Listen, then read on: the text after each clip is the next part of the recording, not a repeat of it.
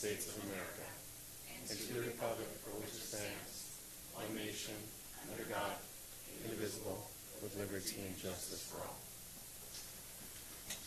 Roll call and declaration of conflicts of interest. Councilmember Abram? Here and none. Councilmember Vixel? Here or none. Vice Mayor Moniz? Not here. Councilmember Phillips is not here. And Mayor Bublak? Here and none. All right, we have a quorum. Approval of agenda as posted or amended. So moved. Second. A motion and a second. Call the roll, please. Councilmember Abram? Yes. Councilmember Vixel? Yes. Mayor Bublak? Yes, passes on a 3-0. All right, this public participation, it is limited to the items on the agenda, which we're going to hear a lot about now. So does anybody want to speak before we start the budget? Okay, we'll close public comment and get to it. Fiscal workshop here. Good morning, Director Moreno. Good morning, Mayor and council members. We have a 2-hour window, but we're going through a lot of information. Please don't be afraid to stop me at any point if you'd like to discuss some things further. There will be some breaks in between the overall just to get some direction and conversation about the overall conversation. Just kind of overall understanding what a workshop overly in general takes. There's formal direction. You can give direction, but we're not really adopting anything today. So there are some topics that can be moved around, adjusted, discussed, either bring back for further discussion, but you're not formally approving anything today. The adoption of the budget is when that actually occurs. So depending on how today goes, that may be in the next council meeting, just depending on how much information we need to come back, or maybe there wants some follow-up that you'd like to see as well. So we'll go ahead and get into it. Just overview. So we got quite a few items, like I said, to go through. We're talking about the general fund, do our standard presentation of a 5-year lookout, just kind of get an overcast of financial foresee of what the overall financials look like, sales tax, proposed augmentations, reserves. We'll look at other major funds as well, such as the general fund capital reserve, which was allocated some time back from our general fund reserves, Measure A general, ARPA, and the sewer and water fund. There's also been some requests to discuss some things with the Downtown Association. We'll get into a little bit more meat when we get to that item. And then also the roads program. As you can see, these are the big funds overall. So roads program, obviously a big ticket item that we'd like to discuss. So we'll have a forecast of what that looks like too as well. So let's go ahead and get into it. General fund. So this is one of the bigger items that we go through for the general fund. We are presenting a balanced budget, revenues exceeding expenditures by just over $100,000. So thank God, again, we have gotten to a place where we keep able to balance our budget. We know that some years are healthier than others. I mean, we've talked about sales tax during our mid-year presentations, things like that, but we were happy to present a balanced budget overall today. So looking at your 5-year look at, we put some escalators in there. We have our sales tax projections. They come out, we use those numbers in there, but we always put escalators of 3% on labor. We put about 5% on M&O, so operations and maintenance, just to cover the overall. The good thing about the general fund, it doesn't have a lot of capital moving in there. It's a lot more just operational cost. Just kind of put it into mindsight, employees, our staffing is really about over 60% of the overall budget. So that's what makes up a lot of your overall activities. And those are really just services, right? Public safety, all the things that roll into the general fund and those activities that we get to the future. So you can look at the overall forecast. I know it's a little difficult to read, but there is a blue line in there. So your revenues, expenditures stay pretty consistent and flat overall. You do see some small growth, but your overall is showing a balanced projection, which is a good thing again. Sales tax, again, we'll get to a little bit more meat of the numbers overall. Traditionally, you see a little more separation between the two. Again, just using those escalators that we discussed, and just the sales projections, you are seeing it kind of coming together a little bit. Again, traditionally, I've seen those yields actually pull apart. Sales tax is a moving target. We talk about it constantly through the year, and we keep updating through the budget cycles with our new projections that we get on a quarterly basis. So again, happy to present an overall balanced budget. If you look through the 5-year forecast, you overall see a balanced budget with a small dip in 28, 29, but you're going to come back out of the remaining years. Again, there's a lot of things that are going to impact this. New FTEs that get approved, overall cost of, let's say, fuel, like today's date, that impact your overall budget, the overall market itself, interest factors. Those all come together into these conversations. This is why I prefer a 1-year adoption over 2 years. Some cities really do it 2 years. They like it. I think you're just doing it twice anyways because you have to end up updating all your information and numbers. So those numbers got to be updated and really brought current. Sales tax. So sales tax, all those charts, a little misleading in the sense of the way it's only making very small growth factors, less than 3% the majority of the years. So you are seeing increases, but not to the extent of the 3s and the 4s that we've seen in the past. So that's what is a little concerning, the factor for sales tax. It's always concerning if I'd like to be at least 3% to try and keep up with an inflation factor overall, because you know that our labor is always going to go up. You have MOU increases potentially, pension's always going to go up, insurance is constantly going up, and all the other factors overhead that go into that market. So you need to keep on your sales tax because it is one of your biggest drivers in the general fund as far how we fund our overall services.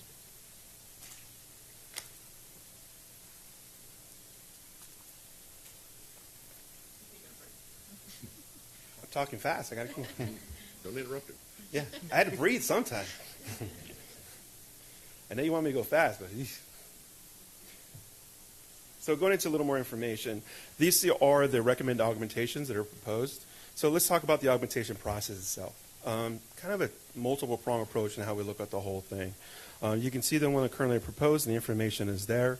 A lot of it that you're seeing as far as when you have a budget like ours are one-time expenditures or things that are really needed in the sense to keep operationals going forward. A good example of that is the elections. We're budgeting an additional $62,000. Well, we have an election cycle. We have to fund that process of what it overall looks like. Timekeeping system, a good example of that too as well. Something we've been moving forward to be able to make sure we're in compliance. This is actually a great project overall, I believe, because it really gets us to where we need to be for people clocking in and doing more efficiently timekeeping overall. It's also come up in our audits as far as discussion when they're trying to see time cards and how the overall flow works, so that'll help that process too as well. Another one that was actually pointed out last night was the contract with the county for FIU services. Again, Chief was able to negotiate a better rate overall. This has actually been going on as far as a discussion factor for some time. There's discussions about full FTE going into that program from the city, and a larger contract overall, but Chief did a great job at actually negotiating that down and helping us save some funds with bringing the service back, or continue with this better overall. So you do see some operational stuff for the fire stations, and some other stuff that are going on. Again, just some small overall items that kind of come together for the general fund. These all total up about $666,000. So you can see how these augmentations add up really quick overall. In your big packet, you're all going to see the full augmentation sheet itself. Obviously, we can't bring that all in. Let me just give you an example of what that looks like.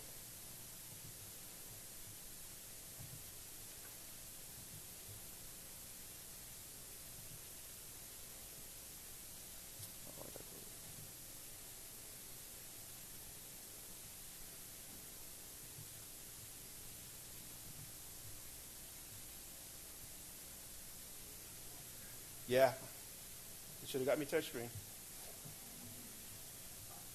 Let me blow up a little bit bigger.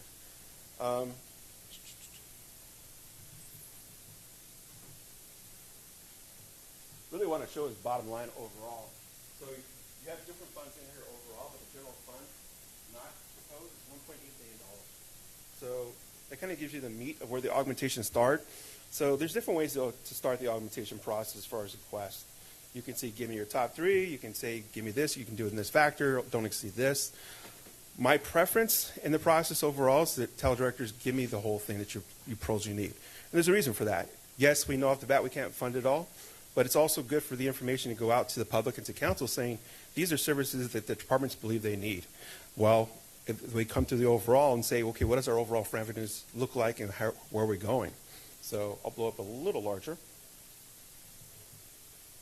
Well, that's too big. Let's cut it to the side a little bit.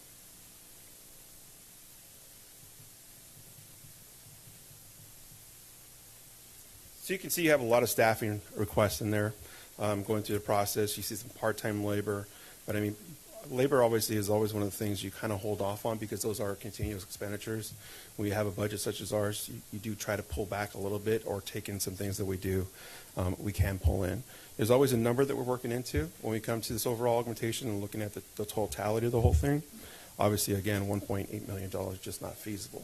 But it does give the information out to the public, like I said, as far as what's being requested and what they believe they need. Cities run pretty lean overall. All cities do. It's pretty traditional.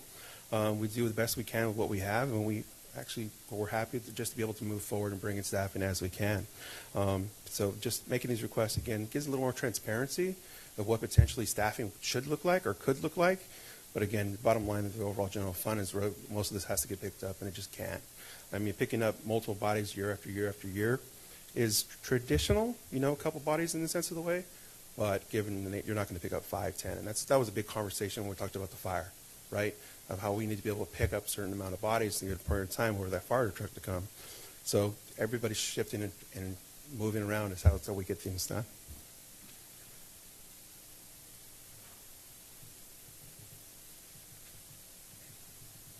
Again, a lot of this is staffing overall.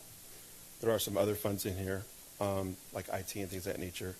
Total requests that are not proposed for the non-general or for the general funds are $2.3 million overall. Again, large overall number that's just not feasible, but at least it gives the information. We go through the exercise. Council can redirect some of these proposed and non-proposed. Again, the full totality of the list is in the packet itself for the public to see. They like to see that.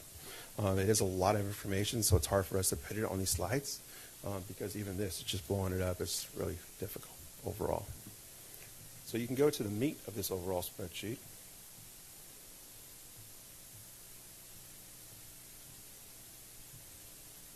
So you can see a good chunk of it's actually going to be salaries and benefits for positions that are being requested overall. Okay.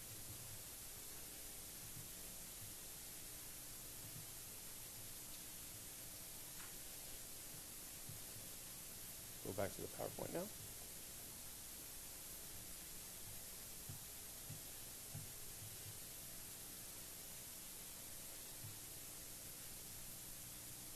Reserves. This is always a conversation we like to have during this process. You can see the overall reserve for the general fund is pretty close to 50% overall of what our current adopted budget, proposed budget is going to be for next fiscal year. These reserves overall have a policy around them and can be utilized in a certain fashion, but they do follow that policy overall. Reserves are traditionally only used for, 1, economic downturn, to make sure we hold on to what we've got. 2, being able to cover large expenditures that may be in the foresight, whether that's a capital project or what that may be. The policy is really structured around one-time expenditures to be able to make sure that you hold on to those reserves. So our policy dictates that we hold 22.5% overall in our policy itself to be able to hold on. And again, we're well over that at this point in time. So it's a great conversation to have and make sure that we understand the information is there. Last night you heard from the financial people, and they told you that our reserves about 80 million or so. That's because within the financial statements, you actually bring in Measure A, cannabis, all those other funds actually get rolled up into the general fund. So just the general fund itself is this number right here. Is there any questions regarding this? Isaac, you just mentioned, you just alluded to a conversation. Is this the time to have that conversation? Yes, this is open dialogue. We are very fortunate to have reserves that we do, and we had, under your direction and leadership, we had the general reserve policy to have 22.5% and make it very clear how that's going to go. But I am concerned to see 50% there. That extra 25% is money that we've taken in that we don't have a clear goal to the public on what we're going to do with it. So I would really like to see an item come back in a general session for us to hear projects, hear options. Things that come to mind is we need to buy land for another fire station at some point. Maybe we can't, commit to the full build out, but some of that future planning. I also, one of the things that we can do with our reserve is to set aside some money for when our pension liability balloons, because that is always a looming debt. So I would really like to see more robust discussion specifically about the surplus reserve. And okay. Isaac, roughly, what is, in numbers, what is 25% of the reserve? How much is that? 25%? Or 50% actually, because she's saying take it down to 25%. So what's So 50%? the overall adopted budget is about 67 million, 68. So half of that, 30-something. Okay. Maybe about 50% overall. Thank you. So we're about 36. So again, just kind of factor down from there. Gotcha. So let's say 25% of about 15. So, yeah. I mean, the one good positive note of having this surplus in a sense of the way is investments are good, right? So we are making that money work for us. Yes, we can do potentially some capital projects. We also have an unforeseen economy that you got to deal with. So, yeah, it's part of a larger conversation we definitely would have. But I just want to make sure that the public knows that that money is getting invested and we are getting a return on that money. So it is semi-working for us in that sense of the way, too, as well, right? But that's for all our funds, not just the general fund, too, as well. I mean, just in piggybacking on what she's talking about, I mean, we're talking, yeah, it's nice to show that the public, the money's not just sitting in a pool doing nothing. Mm-hmm. But as a taxpayer, I like my extra money sitting in my pool doing something for me. So, I mean, we just have to keep that in mind. Definitely. Yeah, this will kind of lead into the pension conversation as well. So pension overall, we've had obviously growth. You're going to see growth in our pension liabilities every year. So for this fiscal year, we're budgeting $11.4 million just for our overall pension, which is an increase of 14% from the prior year at 9.9. Interesting fact is when you go through the years and you look at the new amortization schedules, you do see it come up, but it actually drops back down. So in the future year, in 27, 28, you actually see a drop of 2.6%. The year after that, you see a spike of 9%. I don't calculate this stuff, they do. But after that, you go into next year after that, you have a less than 1%, 0.9% overall, less than our 0.6%, and then a negative 3.1% in the year after that, and that's 31, 32. So you see pension reform actually kicking in overall. Here within the city itself, we're about 60% PEPRA now, so we're really starting to fill those overall like and pension thing. That's still a large number, though, right? And you always expect it to go up. You don't know if PERS is going to take a loss. The good thing is they have been taking gains, or at least hit the benchmark for the last couple of years. It helps us overall as the program itself, which is really the parts as the get more. But you have to see these numbers start to drop in the future years, and then we'll kind of see what the next years look like as we keep looking at projections and as they go forward. So yes, pension programs work. They do help us stabilize the overall program. The best thing we can do is make sure that PERS is doing what it needs to do, making sure they're making their investments and hitting those benchmarks so that we can keep our numbers down and not spiking so much. You're always going to get a spike. It's always going to go up because salaries go up. Salaries go up, pension goes up, right? Isaac, can I ask you to repeat? So it's the unfunded accrued liability from last year to this year went up 14%. 14%. Okay. That's correct. And, so That's the annual payment, correct? the annual payment, yeah. And for anybody in the public who's following along, and help me if I misstate this, but that $11 million, we just have to absorb into our this year's budget, right? That is correct. So line by line, you can see in every different department how much they have to kick in from our revenues didn't go up 14%. So again, as part of a larger conversation about the reserve balance, if we, with your crystal ball is always the best predictor of what you could have done in the past, right? But, paying down those things ahead of time or having a different mechanism, we could have used some of that $11 million to go to some of those salaries or those other projects. So I really think it's a worthwhile discussion to talk about how we can even that out year over year.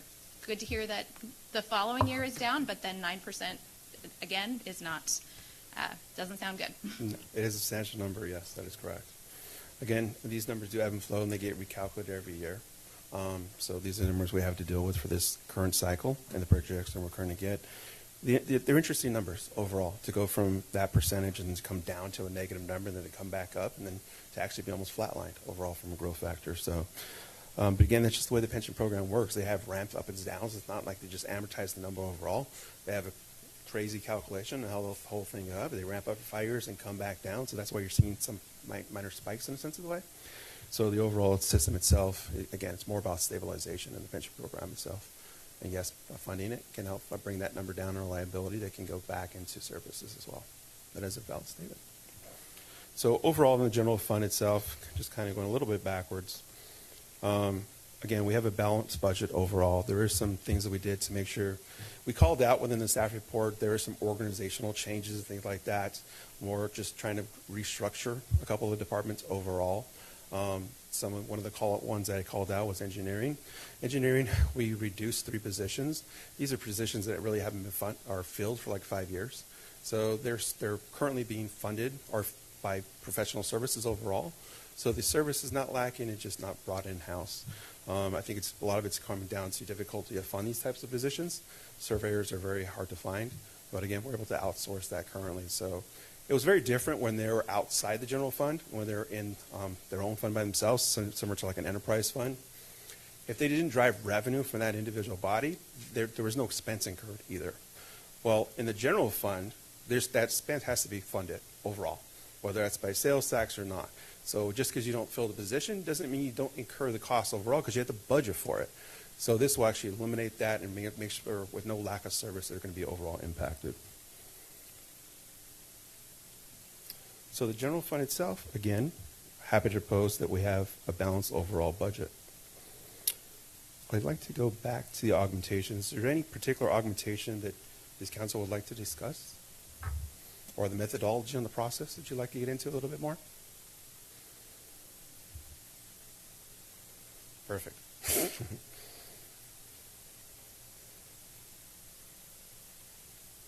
So we just talked about capital reserves. So a couple years ago, we allocated $2.2 million into a capital program. The fire department is requesting a capital project to be funded. This is the first time we're actually looking to go to that fund. It's really because of the size of the project overall.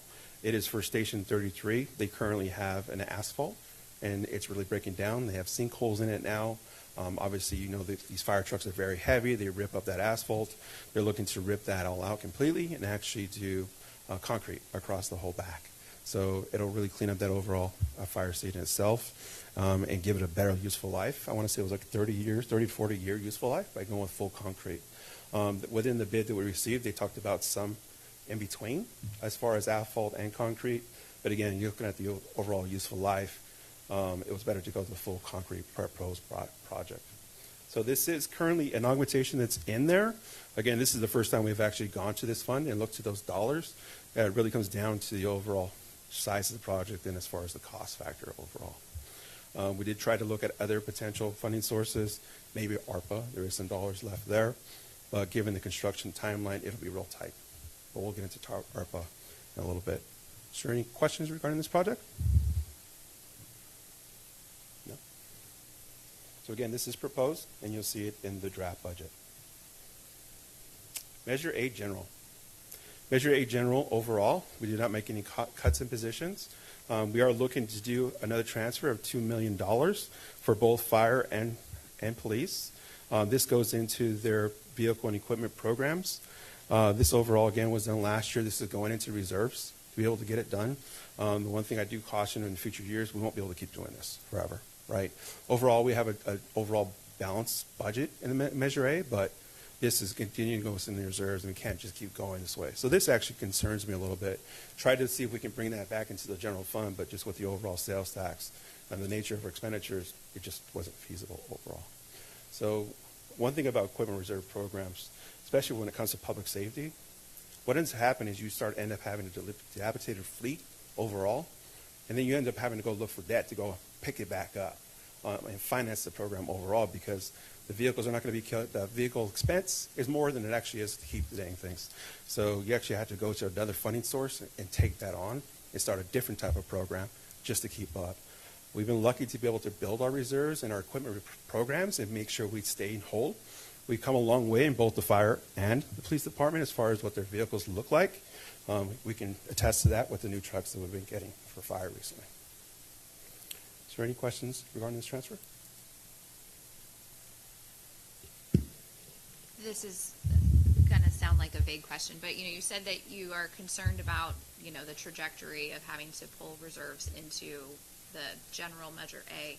The concern is the program, not necessarily Measure A itself, but the program itself going forward. For Does that make capital sense? stuff? For capital? Per capital. Okay.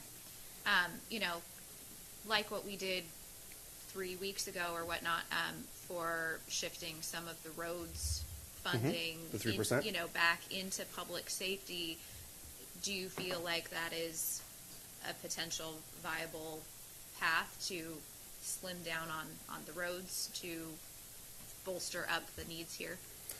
Potentially could in the future budget, what you overall Yeah. look like, and as part of that actual conversation, looking to bring those bodies back into the general fund at some point, and that could give it relief overall. So again, it goes back to sales tax. Because when you're working off sales tax overall, you're not getting large spikes per se unless we get another Amazon, right? So you work with that number and what you got because you look at your flow of the overall and how it comes out to see what you can manage through the years and how it goes. The biggest thing in Measure A general, though, is bodies. So it's constantly going up, right? It's not like some of your other programs where it's pretty flat for expenditures or just doing one-time capital projects. It's funding quite a bit of bodies, just over 30 bodies, right? So those numbers grow, those salaries increase. So we try to make sure that keeps up with your sales tax number in general.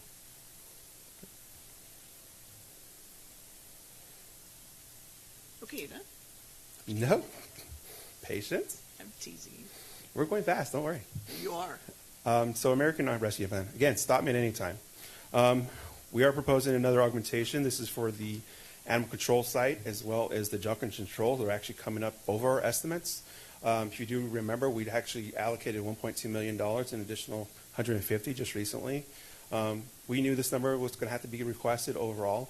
That $150 actually was a great help overall because there's other things they can do with that number too, but because of these quotes coming in higher than they proposed originally or estimated, they're making an additional request coming from the ARPA. So let's talk about ARPA in general. We have until December 31st of this calendar year to be able to utilize these funds. Finance has developed a plan in a sense of the way. We will be talking to directors to see what else they can do with it, as well as council. This will take a good chunk out of it, right? There's about just over 600K. So this is a good number overall. But we also have to plan for the future to make sure nothing is going to be left on the table. So one thing we proposed and discussed is taking a capital project that's already been funded, and we shift those expenditures into ARPA to cover any expenditures that are left over as of December 31st. A great example would be that the purchase of the fire truck. Although that came out of the equipment program, we can shift those expenditures and relieve that program and bring it back into ARPA to make sure that we're not leaving any dollars on the table again. So the biggest thing that's really coming out of there to make sure we compensate for is the trash stabilization, right? The stabilization program that we did. It ends, but that number fluctuates. So we could be budgeting for a number, and we could be off slightly or over. So we just need to compensate for those overall fluctuations overall. Now, we're not going to be off $1 million, but we'll be off. So we won't know that number because it's done off the billing cycles to know what that overall totality is going to look like. So really just coming up with a game plan. Again, we don't want to leave money on the table, but we also want to have conversations about how we can spend this money too as well. So when you say off, are you implying over, or could they be under as well? There will be some relief overall. They will bring this number slightly up, maybe a couple hundred K at the most. But yes, there will be some fluctuation. And then the Station 33, we could use that as well, just because that would be about what, between the two, that would fulfill it all? The only concern I have for Station 33 is the timeline that they're projecting. So, Oh, I see. yeah, it's just the December 31st Right. one. But it's still available. We can still do the same thing overall. right. We just have to have another game plan saying, okay, you could use ARPA, but if you come to your timeline and you're not in construction or close to being done, we got to shift you out of there. Right. So that's the risk in that sense of the way. So council could shift it to ARPA to relieve that difference overall, and then have an understanding if we can't get that project done in a timely manner close to December 1st, we need to shift and move. Maybe that goes back into the capital program at that time. Okay. So that can be part of the conversation. Okay. Any other questions regarding ARPA? No, I mean, I obviously agree with you that don't leave money on the table, and, my views on the ARPA funds, it's, we should be using it for those big infrastructure projects that only get more expensive over time. So if the fire truck is the fastest way that we can get that out, then I think that makes sense. I would like to see it used as quickly as possible so we get the full bang for it. Yeah, given the dollar amount that's still sitting there, we obviously can't do a large overall project. So it's more about the timeline than anything else. I mean, we could start having equipment requests that are easy to purchase. One of the conversations I had with PD is how fast can you get a vehicle, right? Even those numbers, those timelines have been pushed out, so that's not the best fit overall. But I mean, again, kind of make sure that we talk to the departments and see what's out there and what we can do. I can guarantee you I can hand this money to Chris right now and he can spend it on sidewalks. So, yes. I think just going back to the I'll call it the parking lot behind Stage 33. Yeah. You're saying that you don't think we can get that done between now and the end of the year? With the projections I looked at as far as the capital project, it is shovel ready. Getting it out to bid and getting it completed, it was like a 9-week project just to get it constructed overall. So it'd be pretty tight. I mean, if we could, I don't want to speak for engineering, but we could get it in there and shift it here and see what it looks like overall to make sure that they can hit that benchmark. I just caution them against that. They need to make sure, and I know they're pushing really hard on PD's projects too as well, from an ARPA perspective, to get those done in a timely manner. So it had to be a better conversation with them to overall. Because remember, we don't adopt this until 7/1, or we can't start that budget, so that means they can't even start till July to utilize these funding sources. So that's a little bit difficult too as well. Going back to just, throwing things at the wall of what these funds could be used for, aren't there some augmentations? Maybe it's in small equipment. I don't have it right. I don't have that part right in front of me. But for new Lucas devices,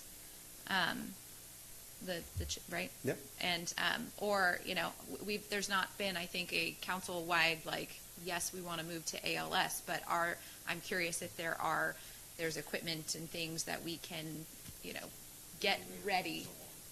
So a lot of the equipment is actually being funded now for their monitors and things of that nature. They'll compensate for that. Is that correct?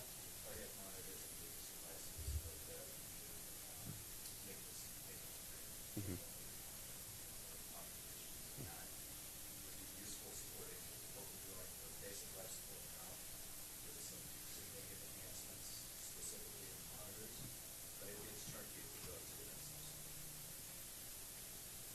With our current model? Is it with current model? Yeah, we're looking to new units to upgrade our current cardiac monitors to combine cardiac monitoring, defibrillation on a package with some integrated functions for pediatric defibrillation and the ability to continue CPR and defibrillate at the same time. So significant enhancements to what we currently do, but those same monitors are used for cardiac monitoring for paramedics. So Chief, what about our breathing apparatuses? When are they timing out? That's part of our. But we wouldn't order them in advance because it starts the time on it, yeah? We're coming to end of service life next year, and our intention was to pursue this through our equipment savings plan as part of the direct plan talking about allocating funds this year to do that in next year's budget. If we wanted to go, thank you. If we wanted to go a little more aggressive and be 1 year ahead of the timeline, and then we're hitting exactly that 15-year expiration life cycle, we could move it to this year. We could do that for sure. So going back to a conversation we had about the 3 firefighters, I'm still a little leery that actually covered all of their equipment too, because they have to have personalized equipment. So when we put that money in, the 3% from roads, did that truly cover that, or is this something we could use for them because they're going to be higher? Any equipment that was proposed for those 3 bodies is just going to be gobbled up in their general fund overall budget or their equipment program that they But we currently could have. use this. Potentially you could. That is correct. Okay. So you can see how we're kind of coming together with little small projects Right. that are kind of capital in nature. So if you can give direction to say, look at some of these projects and bring forward something to that nature that's currently not being funded, the life packs actually are being funded though through the public safety program. So. That's correct. It would be actually a total of 7 units, 1 for each engine, 1 for the truck, 1 for our reserve, and 1 as a spare when the other ones need maintenance.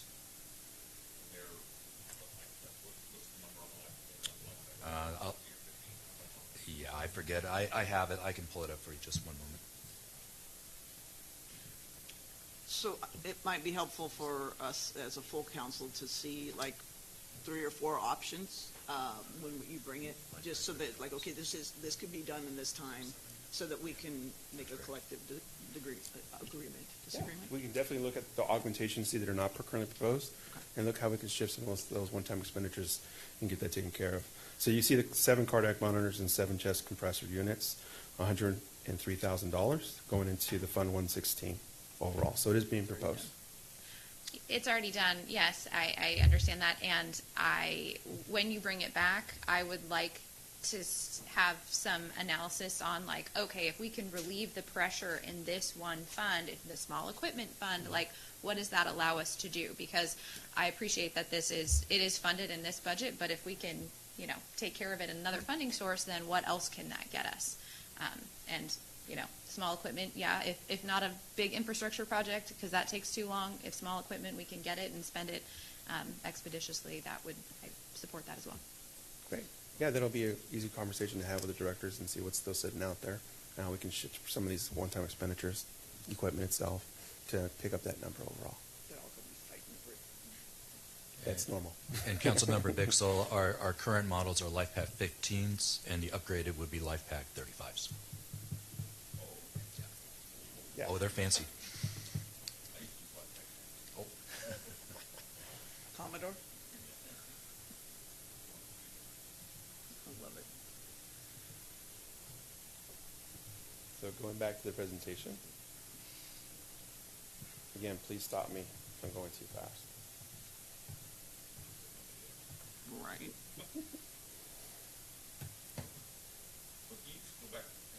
I sure can. Johnson Controls, Mm-hmm. is that? Public safety, our public safety building. Yeah, but I mean, what? It's their HVAC, or not HVAC, but their temperature control system. Okay.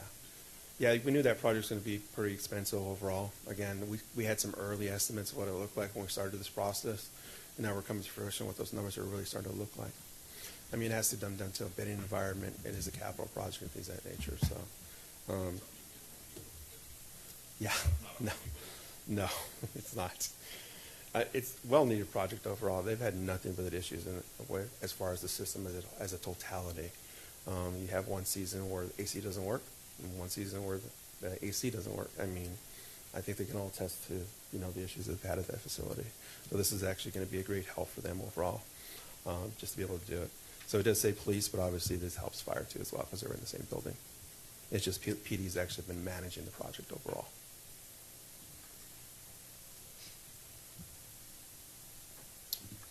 Moving into the water and sewer fund. So we're looking at revenues projected at $29.7 million for the sewer fund itself and $34.8 million in expenditures.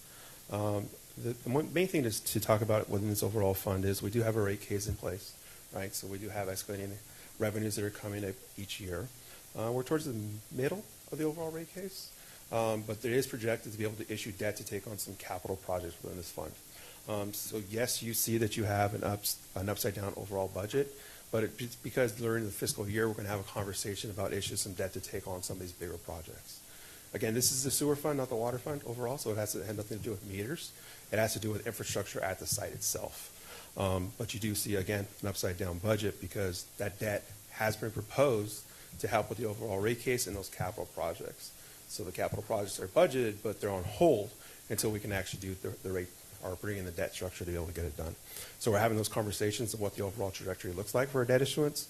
As you know, we can issue debt, but we need to spend it in 3 years. Okay? So right now we're coming together and see what can we get done and how can we get it done. Same like any other project, we got to make the money flow with the projects itself. So you can't just throw a random number out there and say, this is what I want to get done. You have to forecast it all the way through to make sure we get our projects done in a timely manner. So again, yes, your numbers look like your revenues are less than your expenditures, but we're projecting that because we need to issue debt to be able to take on some of these capital projects.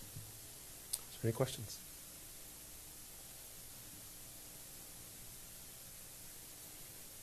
Water fund.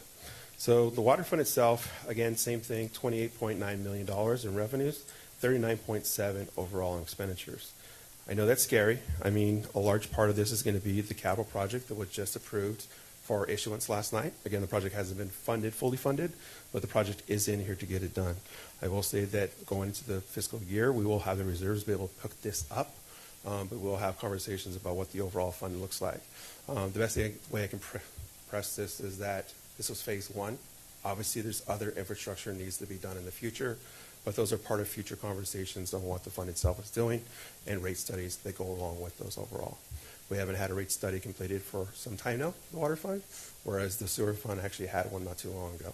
So just conversations we have to have in the future about what the overall enterprise fund does. What happens if you don't address these overall rate studies on every 5-year cycle? You start ending up with a bigger number, which we've seen in the past, right? So it's making sure that we continue to have those overall conversations. Is there any questions regarding? You said that the gap is going to be filled with reserves, and the debt issuance is only sewer, not for water. Correct. There's no revenue stream as far as a rate case that can stabilize the debt issuance. You can do a small loan program as well. Let's say $5-10 million or whatever that may be. You may be able to pick that debt issuance up, but nothing bigger than that.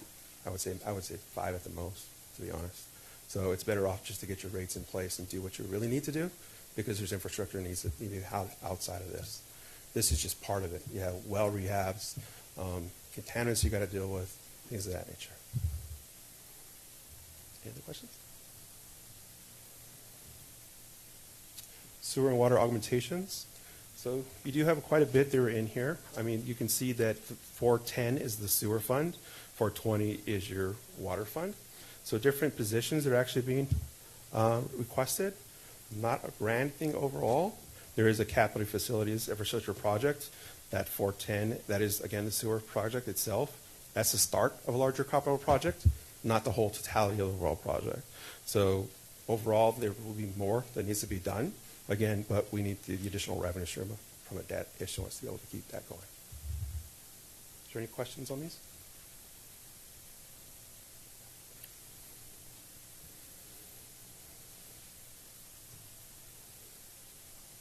So we have 2 more topics to go through. This one will be up for discussion overall. A request has come down from the Turlock Downtown Property Owners Association, as well as a joint project with the chambers to assist with 3 of their projects that they have. One of the projects is basically they're requesting for us to compensate for costs for issuance of permits and things of that nature. So there's the Independence Day Parade, the Independence Day Car Show, and the festival and fireworks. One thing I want to stress again, this is not an actionary item. This is up for discussion only. The adoption of the budget is actually what makes this occur. If the discussion is to actually look at this overall, then you have to identify funding sources, things of that nature. But when it comes to things like this, you have to make findings. You can't just hand money out in the sense of the way. We need to make sure that it's not a gift of public funds. So we make sure that we make findings that this is the best interest of the city and the community to be able to do things of this nature. But you can see some of these projects are pretty large overall. So we'll kind of look at the detail of what these look like and what the request is. So the first project, you can see a pretty much common trend overall. Public safety is going to be one of the biggest factors of the overall request. So public support, or police support, just now over $9,000. You see city maintenance staff, $6,600. Traffic control rentals, that's equipment that's going to be rented. Public noticing and other fees that go along with that overall. So we'll come back to this. Let's just look at all 3 and then come back for a conversation. Independence Day Car Show. Again, police support, $3,200. City maintenance staff, $28. This is probably the smaller of the projects that were all being requested, so you can see the miscellaneous fees that go along with it. The last one that's being requested for discussion is the Festival and Fireworks Show. This is the bigger of the 3. I mean, you can see the police support. It's almost $17,000, with 18 personnel projected to be there for that time frame. So it's a large overall Festival and Fireworks Show program itself, which needs additional support. So city maintenance staff as well as, again, traffic control devices and notifications and permits and things of that nature. So at this point, I'd like to go backwards. Just have an open conversation with the city, and I believe there's people here, representatives, that if you have any questions about the program and why this request is coming forward today, I'm sure they can be happy to answer any questions. Director Romero, I have a question for you. I know that there is some historical precedent for the city covering these costs for some events in the past. Do you have any information you can share on I don't. previous years? Okay. Yeah, I don't have the history on what's been discussed in the future as far as being budgeted in sense of the way. So I don't really have the historical on this Okay. request. Okay. This request was brought to my attention. This is the appropriate format in which to have it, and it was dialogue with council. As the historian technically here, we've not ever done the explosives. We've always done the public safety, the volunteers, the trash pickup, things of that nature. It was usually always covered by the chamber and donors, but we're also talking about the 250th celebration, which is a once in our lifetime, right? So I'm not sure. It's not specific to that, but food for thought. Can you go back to the slide that had the fireworks and what our costs were? It's all city It's all city staff. staff. Okay. Yeah, we're not funding fireworks or things of that nature. I'm not sure what's proposed in the program itself, but this is all city cost. So there's no other costs over and above what they'd be charged for our city services. Do you guys want to make a point of clarification and bring Starbucks for us? I would have absolutely brought you Starbucks, but I'm pretty sure just a plain black coffee, so I don't know if you're a Starbucks plain black coffee. Allie Jeffrey, on behalf of the Chamber, for those who don't know.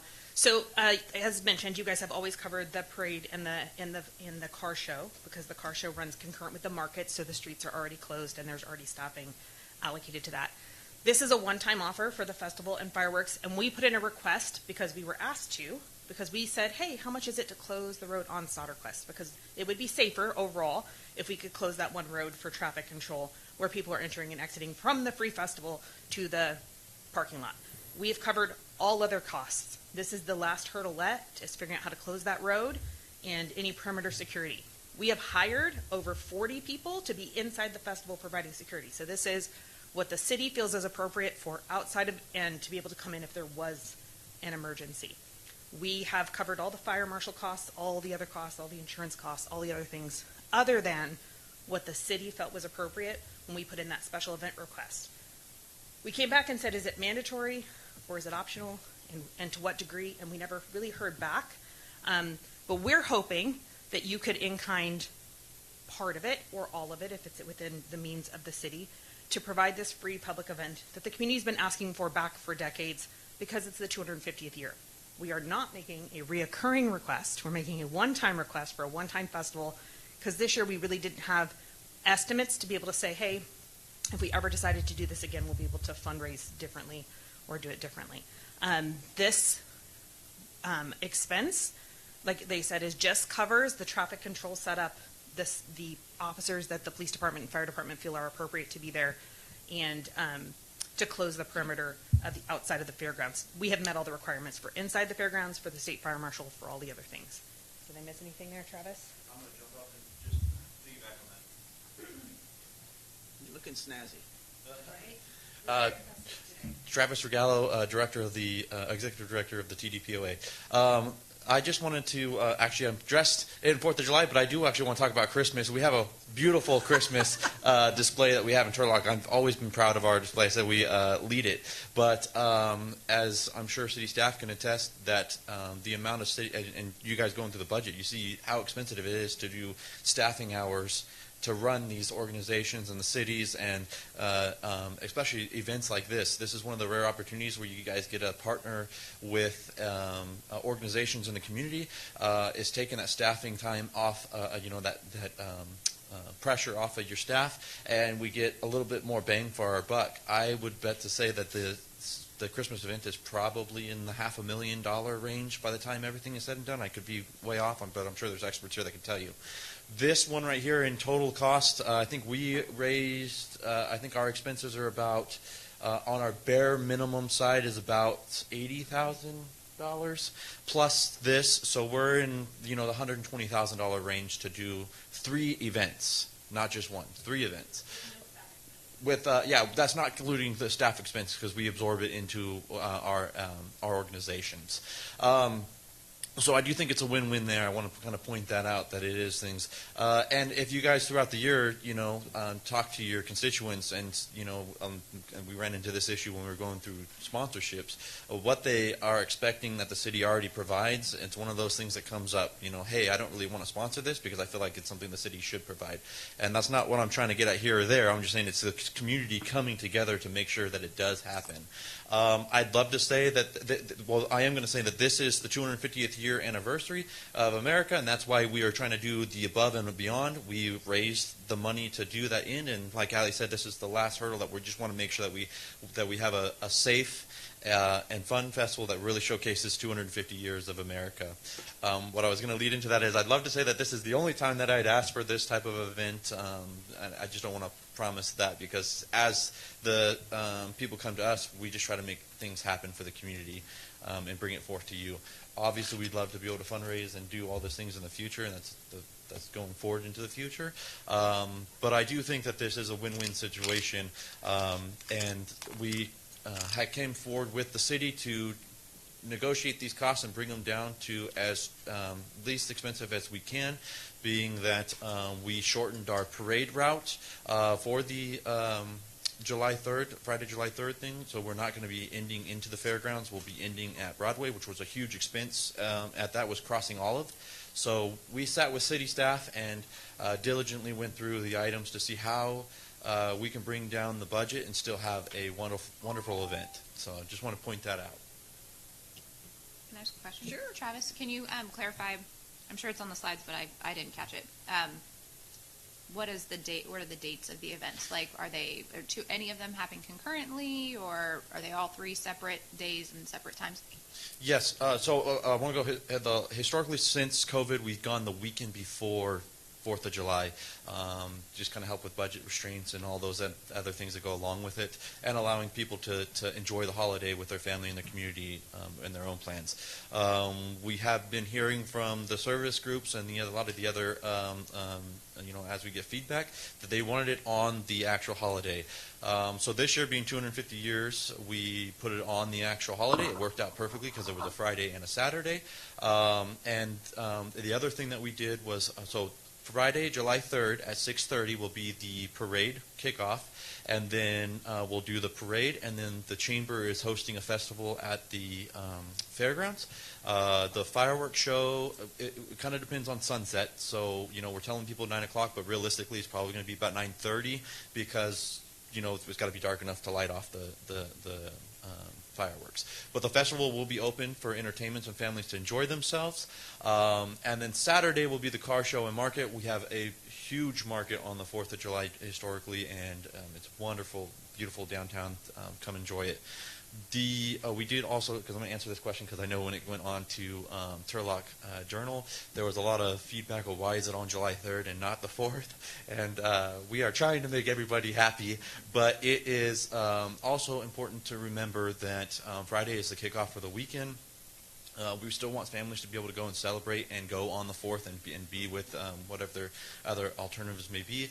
And we are partnering with a lot of service groups in the city of Turlock to make this event happen. I think almost all of the major ones are sponsoring the event because they want to see it happen.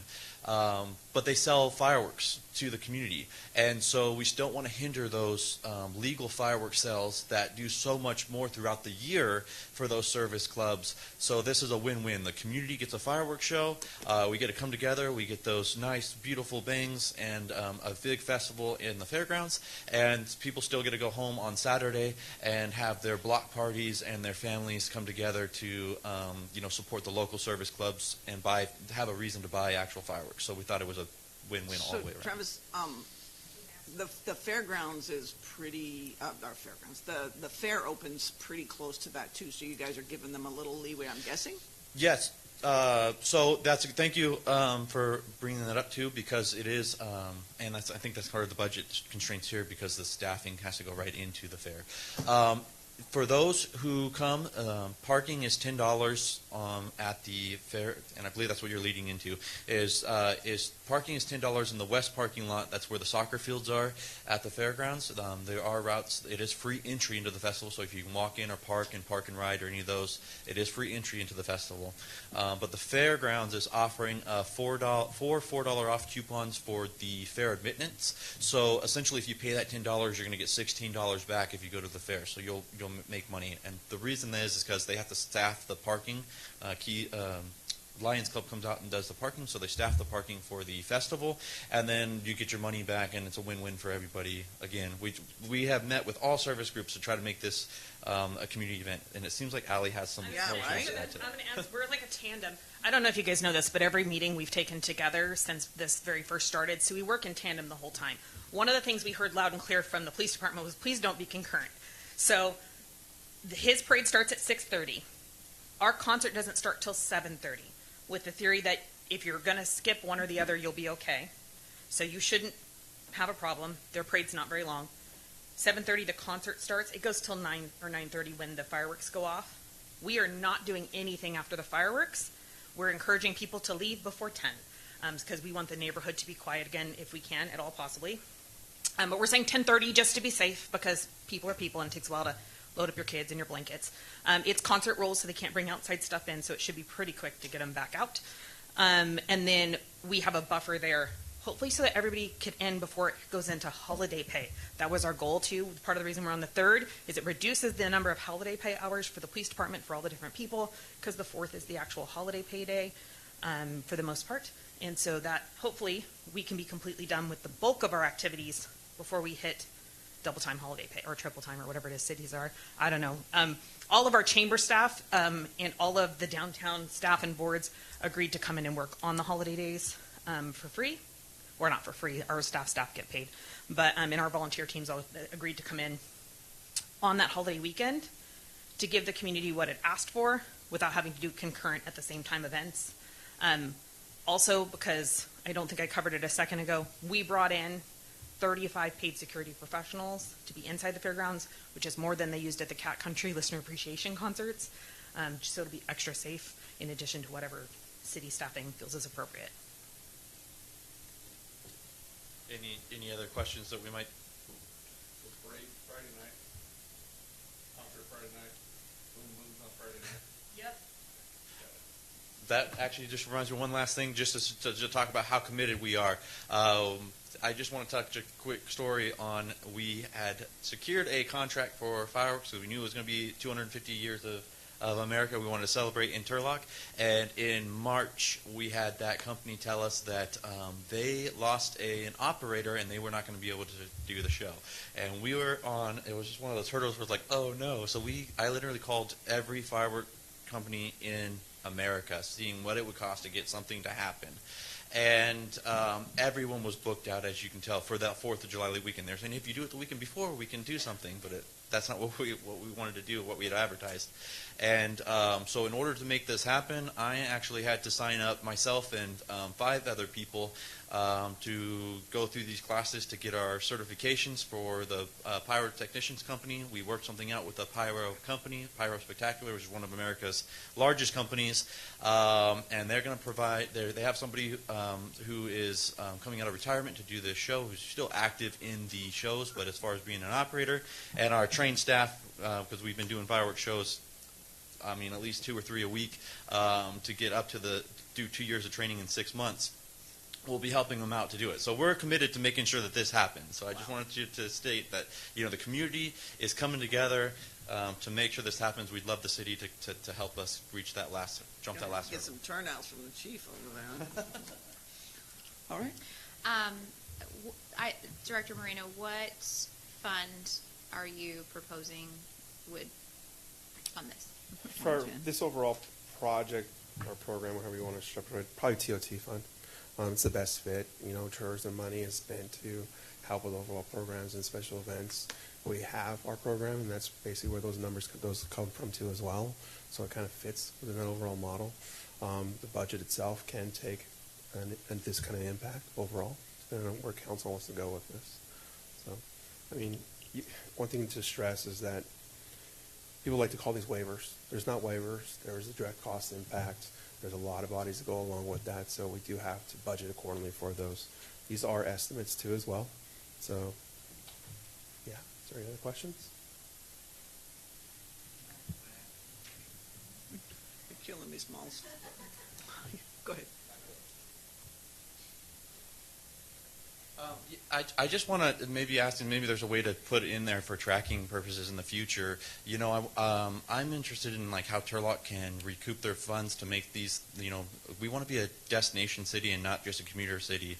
And a way that we do these events and making sure that when people come to the Valley for the 4th of July to visit their families, that they're not going to spend their money in Modesto or stay in Modesto or stay in Merced or Atwater or go to these other shows, but that they stay in Turlock at the hotels, and that when they go to these shows, they're spending gas monies and they're staying the weekend here and they're going out and eating in locally in Turlock and not these other cities. So I would, wonder, is there a way to track that? I know that they have ways to estimate the incomes of doing these, but is there a way to actually maybe track that, to take a guess of, if we invest these dollars in these type of events moving forward, do they pay themselves off? Can they pay themselves? Is there a way to come to the table to make sure that we're, working with the community on our end to make sure that they are paying for themselves and they're an investment and not just, an expense? Yes, there are services you can hire to do this fiscal impact and what these programs look like and what the returns are. It's kind of difficult to narrow it really down. What you look at is your sales tax numbers for that period in time and see what came out and compare that to what you've done historically to see what any increases are. Those are assumptions too as well, because it's got everything in the kitchen sink in there.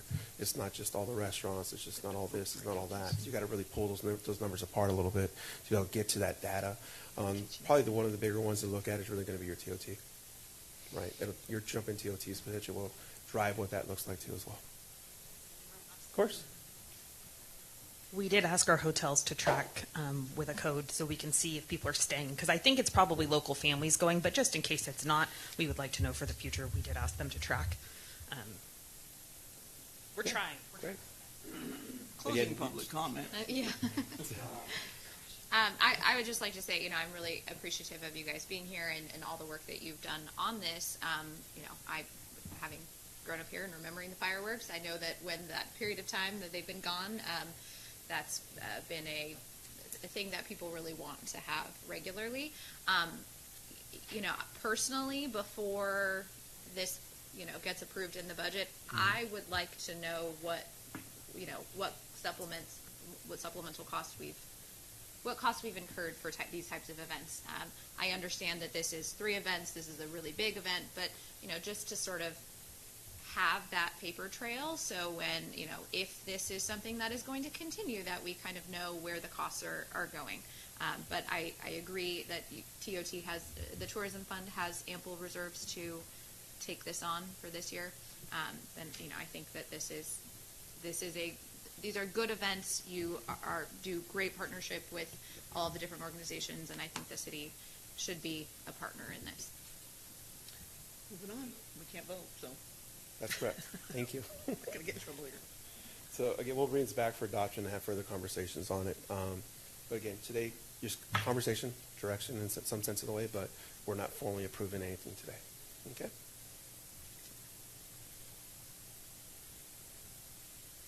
Now for the fun stuff. Roads program. So traditionally what we do is our 5-year lookout for the roads program and how these revenue streams and everything are going to come together. So within the budget proposed for fiscal year 26-27, we have $2.9 million going to design work, 37.6 going to construction, and 5.8 going to construction management, which is a total of $46.4 million. We're using multiple funding sources outside of what we've done in the past. A large part of this overall jump is really going to be from the Gear Road. Gear Road is going to be a major project overall for us to take on, and it does come to fruition next fiscal year to start actually chewing up. I think it actually has some costs already going through to this fiscal year too as well.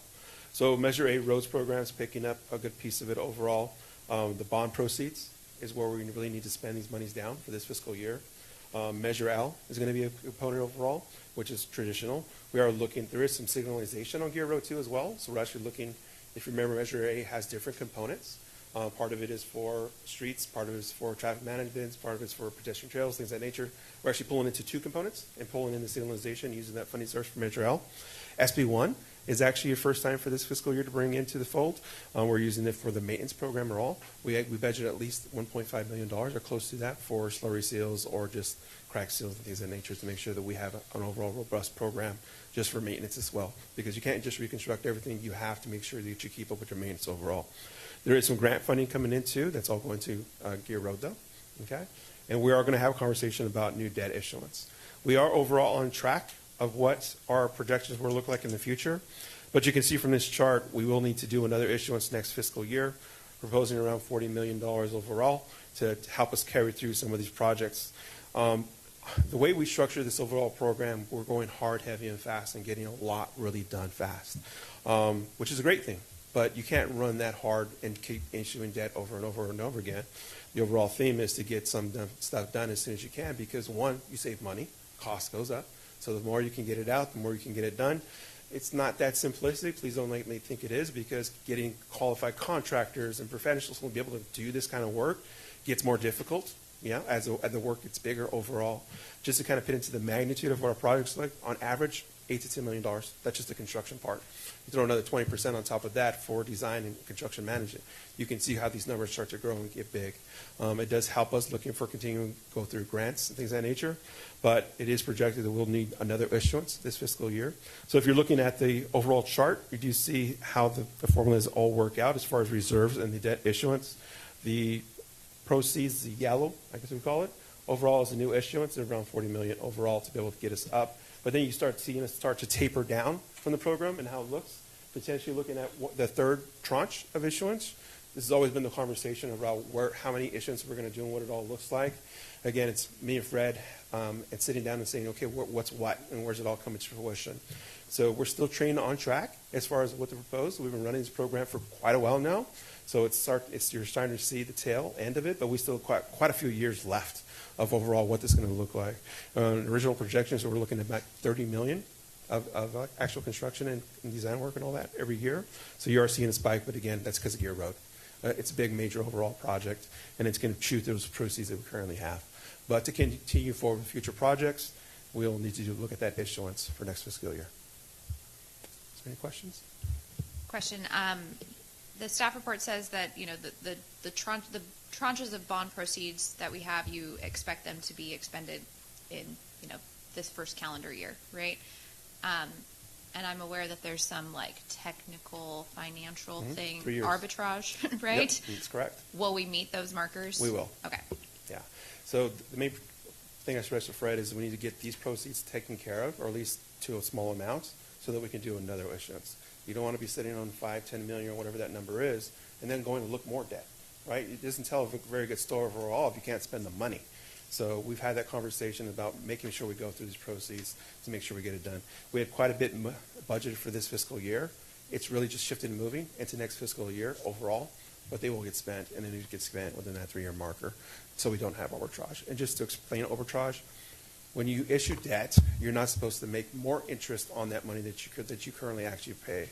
There are factors where you can hold on to that money, and some of them are basically spending within an appropriate period of time, so you're not holding it.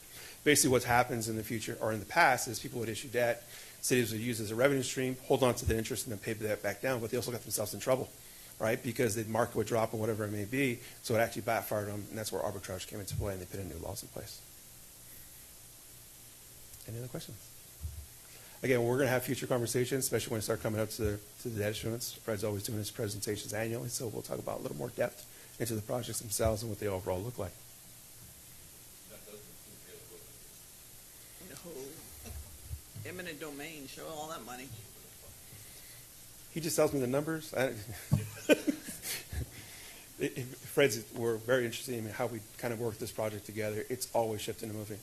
Every week we're having conversations because something gets slowed down for whatever reason, whatever that may be, and something else has to take its place, right? Gear Road, great conversation as far as it's all in phases and how the phases are going to shift and move too as well now. So it's just really managing and having good conversation with the departments and Fred to make sure that we stay on track fiscally and from a project perspective. That concludes my presentation. I got it done in a little over an hour. Yeah. So just kind of put it over the magnitude of the overall budget itself. Obviously, we're not looking at everything, right? We have a total of about 76 funds now in play. Now, some of these come from special revenues, and it can only be special projects, so we don't really go to really more depth in that because I would be here for 3 hours, for sure, easy. We've done that before to some degree, and a lot of information. It really just, it starts getting lost in translation when you start talking about so much information because you're constantly just driving through it, trying to get through the whole thing and answer questions and things of that nature. So we try to focus on the major funds, specifically the general fund and the enterprise funds as well, to make sure that you understand what their health of the overall programs look like and what they're going to be doing into the future. Any questions? Nadine didn't get a talk. She just like being on camera. I have a comment at this point. So thank you to the staff for making this kind of this public forum to have the time to really talk about this because, I think we did something like this 3 years ago, but it was in the middle of a council meeting and, it's choppy when we're trying to deal with a lot of different topics all at once. So thank you for that. I also just wanted to kind of put in a plug for the budget process and communicating that with our public was one of the things that was pointed out in our communication strategic plan. And so I would just like to request that we take this opportunity in this budget cycle to, I think a one-pager is probably too short, but, we have all this great information out there for the public, and it's, even though when we try to really narrow it down, it's still a lot. And if you don't know what these funds are and you don't know what these revenues are, you need a lot of background to understand how all of this is working. So I would like to see a condensed Reader's Digest thing that goes out to the public, and as to start the ball rolling of the communication that we provide, and please not just on the website, because I know that's on the website too, but. So you're thinking each of the department's social media, maybe? Whatever channels that we have, and I'm hoping that with our new website, we'll eventually get, newsletter blasts and things like that, but, let's start the tradition of that, this budget cycle. I do say that we started posting social media information that the workshop was coming, not really the meat of overall the workshop itself, but we even got that out faster than we even put the information out to the public just to make sure, hey, it's coming, be aware of it. So definitely we can take that into consideration. I mean, the budget process itself is always evolving, right? So this feedback is very helpful for me as well. So thank you. Is it a living document? It's a living document, thank you. Mr. Hampton's words. Yep, because at mid-year they try to change it. All right. Thank you all. I appreciate everybody, and we will have a full dialogue when we have the next meeting. Is that right? The next meeting? All right, which is the 9th of June? Does that sound right? Sounds right. Yes. All right. We'll see you then. We are in adjournment. Thank you.